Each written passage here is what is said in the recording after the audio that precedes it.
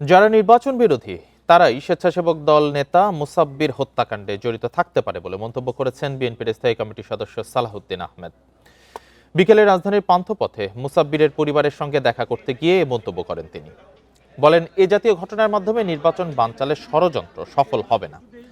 তিনি আরো বলেন, পতিত স্বৈরাচারী শক্তি নির্বাচনকে বাধাগ্রস্ত করতে চায়, তাদের ষড়যন্ত্র অব্যাহত আছে, তবে সে প্রচেষ্টা সফল হবে না বলেও হুঁশিয়ারি দেন তিনি।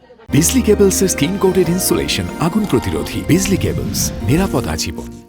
এ সময় সন্ত্রাসীদের গুলিতে নিহত ঢাকা মহানগর উত্তর স্বেচ্ছাসেবক দলের সাবেক সাধারণ সম্পাদক আজিজুর রহমান মুসাব্বিরের হত্যার সুষ্ঠু তদন্তের দাবি জানিয়ে বিএনপির ভারপ্রাপ্ত চেয়ারম্যান তারেক রহমানের পক্ষ থেকে নিহতের পরিবারকে সব ধরনের সহযোগিতা করা হবে বলে জানান তিনি।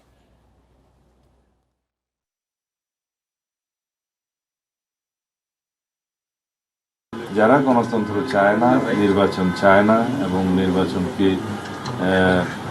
যারা অনিশ্চিত করতে পারলে লাভবান হবে, সেই জাতীয় কোনো অপশক্তি এর পিছনে আছে কিনা সেটা খতিয়ে দেখতে হবে।